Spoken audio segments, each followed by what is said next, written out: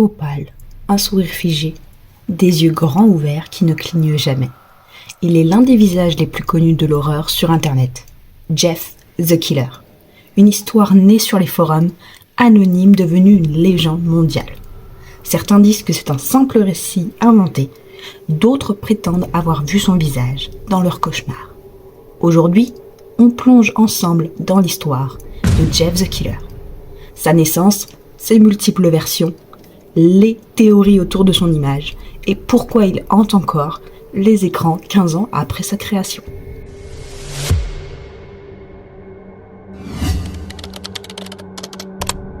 Pour comprendre Jeff the Killer, il faut revenir à l'époque des premières creepypastas.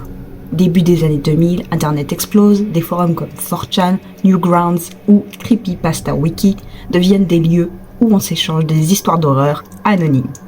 Des récits courts, sinistres, souvent illustrés par une seule image inquiétante. C'est ainsi qu'est née la creepypasta, la pâte à faire peur du web. Et parmi elles, une histoire va se détacher du lot. Une photo étrange, un sourire impossible, un regard sans paupières. Le fichier s'intitulait simplement Jeff.jpg.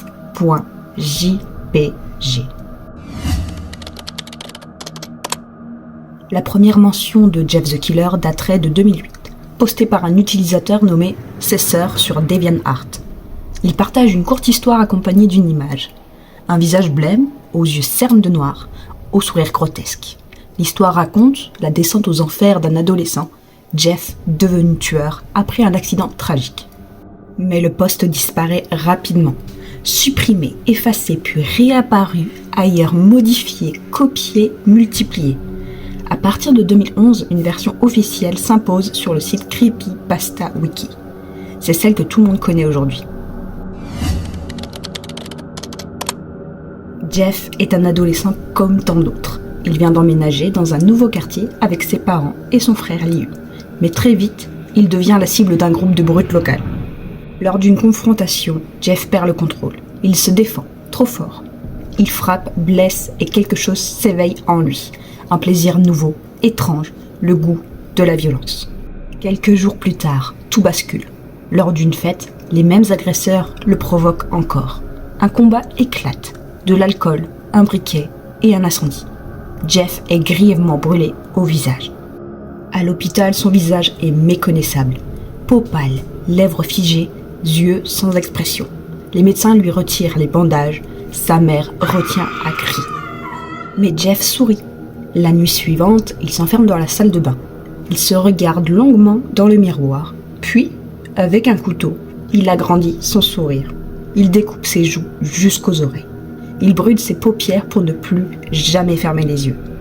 Et il murmure « Je suis magnifique ». La nuit suivante, Jeff assassine ses parents.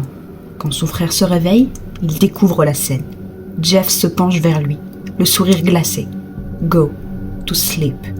Depuis, on dit qu'il erre dans les maisons, guettant les dormeurs. Comme toutes les légendes d'Internet, Jeff the Killer a 1000 visages. Certaines versions changent les détails. Parfois, il s'appelle Jeff Woods. D'autres fois, il n'a pas de nom du tout. Dans certaines, il se blesse avec de l'eau de javel. Dans d'autres, c'est l'acide ou encore un accident domestique. Chaque internaute y a ajouté sa touche, jusqu'à créer un véritable univers étendu. Des spin-offs, des suites, des rencontres entre Jeff et d'autres creepypastas célèbres comme Slenderman ou Eyeless Jack. Et bien sûr, la fameuse image de Jeff a elle-même plusieurs origines possibles. Selon certains, elle viendrait d'une photo modifiée d'une jeune fille.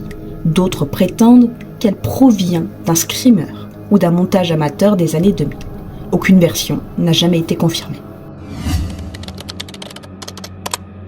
Ce qui rend Jeff the Killer si fascinant, c'est qu'il a dépassé Internet.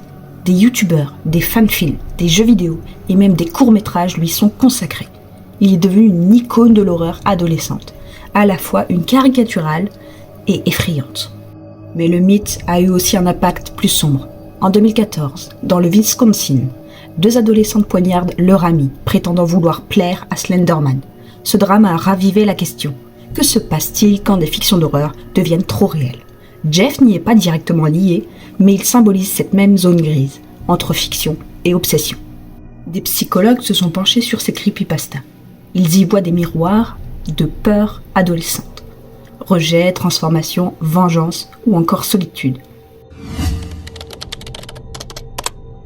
Jeff the Killer, ce n'est pas seulement une histoire qui fait peur. C'est une parabole moderne sur la colère, la perte de contrôle et la déformation de soi. Jeff est à la fois victime et monstre. Victime du harcèlement, de la douleur, mais aussi monstre né de sa vengeance. Derrière le masque, il y a la peur de devenir ce que l'on déteste. Et puis, il y a le sommeil. Jeff dit « go to sleep », mais lui-même ne dort jamais. Il représente la privation de repos, l'esprit qui tourne en boucle, la folie qui ne s'éteint pas. Alors qui est vraiment Jeff the Killer ? Un monstre ? Une invention ? Ou le reflet de nos propres angoisses ? Ce qui est sûr, c'est qu'il ne dort jamais et que son sourire, lui, ne s'efface pas. Si cette plongée dans l'ombre vous a plu, abonnez-vous, laissez un like et racontez-moi quel est votre creepypasta préféré. Et souvenez-vous, la prochaine fois que vous verrez un visage blême dans le noir, ne fermez pas les yeux.